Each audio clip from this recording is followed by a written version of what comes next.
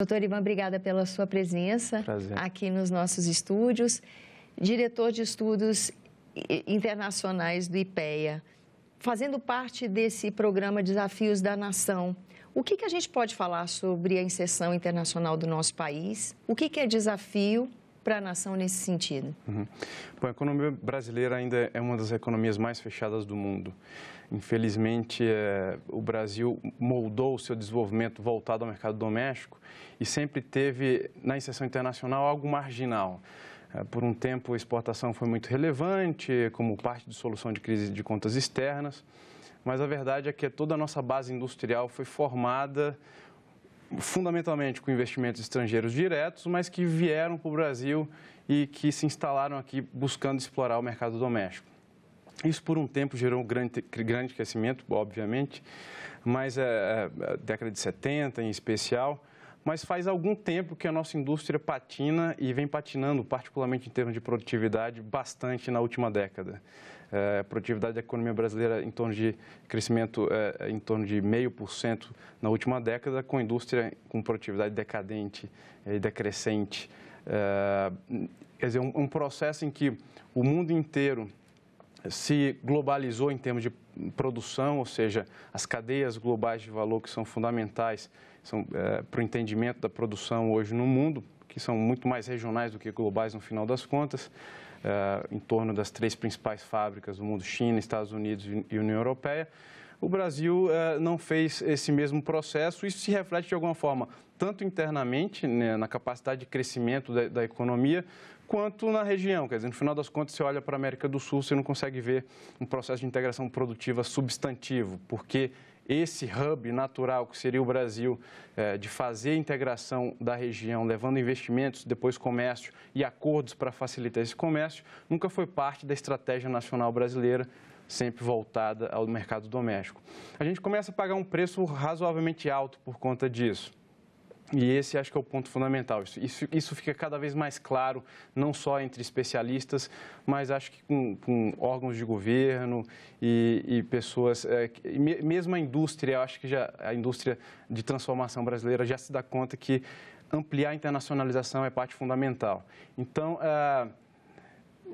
a capacidade, quer dizer, os vetores principais que uma abertura da economia brasileira traria em termos de crescimento e produtividade, eu diria que são 2, tecnologia e concorrência. De um lado, no fundo, a gente conseguiria lidar com esse problema estrutural de uma indústria que não consegue ser mais produtiva, mais competitiva internacionalmente e, portanto, que não acessa tantos mercados quanto a gente gostaria, por meio de acesso à tecnologia. A tecnologia, por exemplo, bens de capital, máquinas que permitiriam que parte da nossa indústria se modernizasse, e é verdade que parte dela, no final das contas, está se modernizando de toda forma.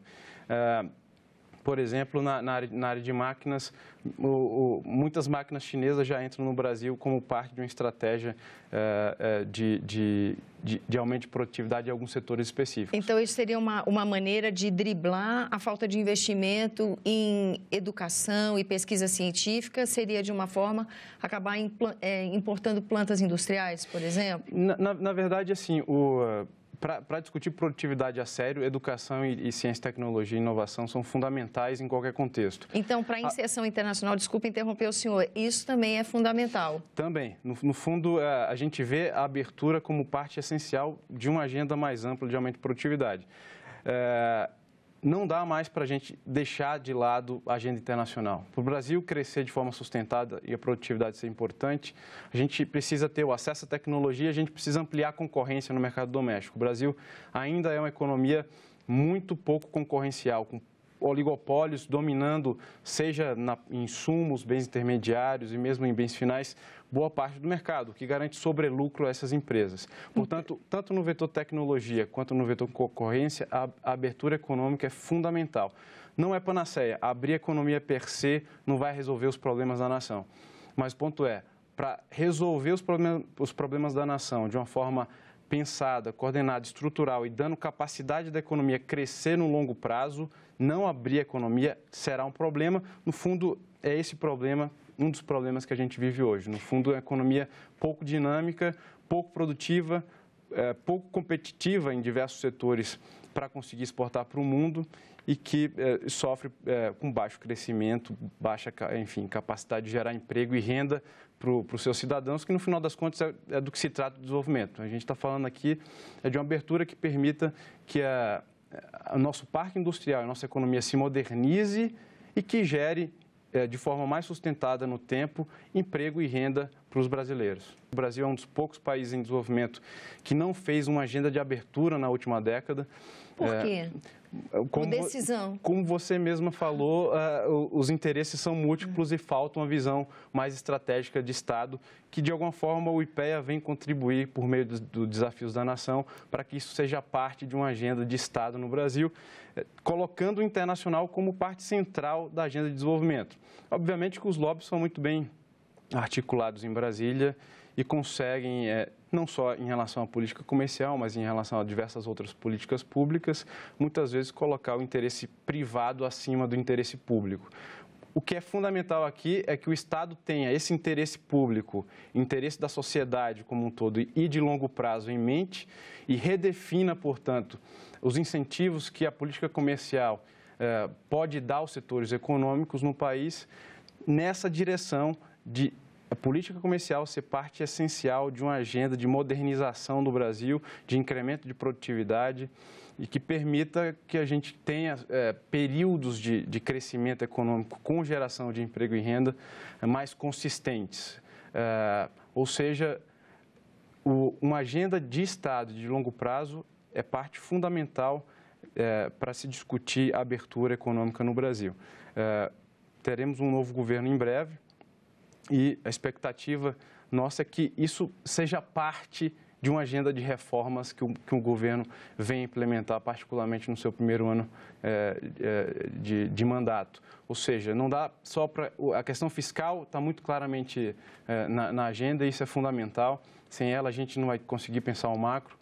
E diversas outras reformas, como a trabalhista, aprofundamento da trabalhista, a reforma tributária, são fundamentais para lidar com a questão do custo do Brasil, que também é um impeditivo para uma agenda de internacionalização e de maior exportação da nossa base industrial.